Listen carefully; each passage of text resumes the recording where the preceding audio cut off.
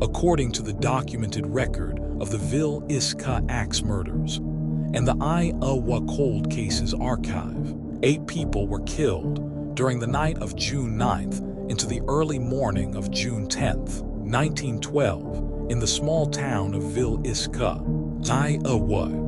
The victims were found inside a single home, and the case remains officially unsolved to this day. 8 people, including 6 children, murdered in their sleep with the family's own axe. No forced entry, no witnesses, and a killer who lingered in that house for hours, covering the mirrors and the victims' faces.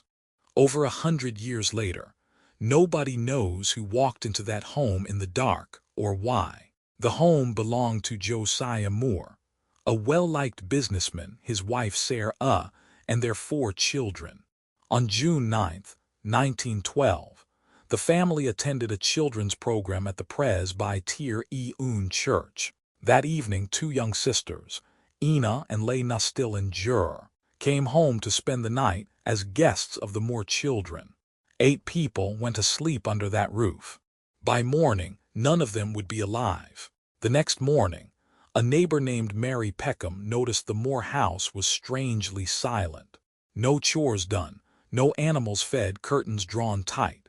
She called Josiah's brother, Ross Moore, who unlocked the front door and stepped inside. In the downstairs guest room, he found the bodies of the 2 Stillinger girls. He never went further.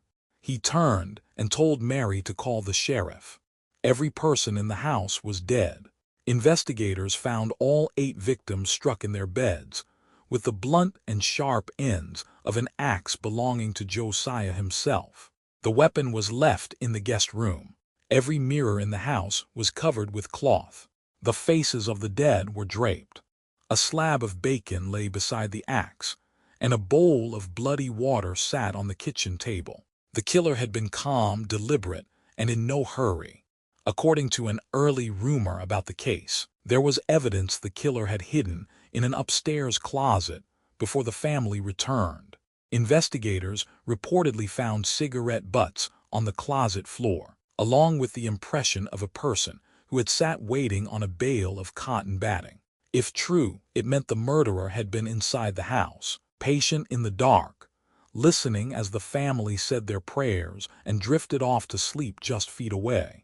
Word spread fast, and by afternoon, dozens of curious townspeople had walked straight through the crime scene.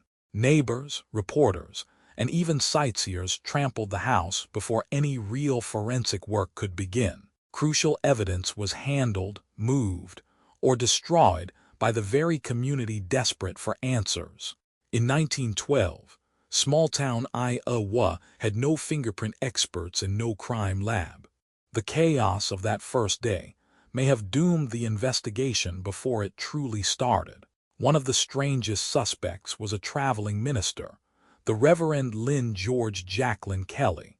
At 5:19 a.m., the morning after the murders, Kelly boarded the westbound No. 5 train out of Villisca and allegedly told fellow passengers there had been a slaughter before the bodies were even publicly discovered. Kelly was a peculiar man with a troubled mind. Years later, he confessed to the killings, then recanted. He was tried twice and never convicted. Another chilling theory pointed to a hired killer.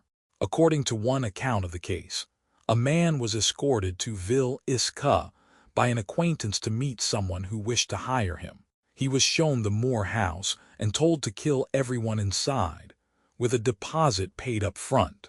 This raised a darker possibility, that the murders were not random but ordered. Local business rivalries and personal grudges swirled around Josiah Moore, but no plot was ever proven.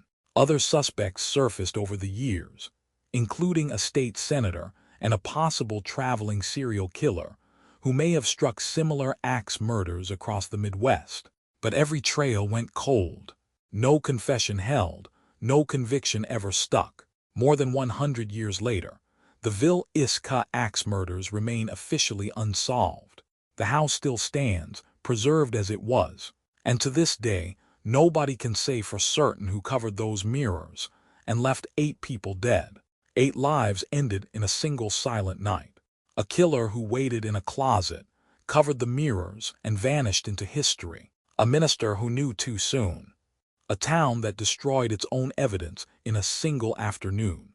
The Villisca axe murders remain one of America's oldest and most haunting cold cases, and the truth may already be buried with everyone who lived it. If this story gripped you, subscribe for more untold cold cases.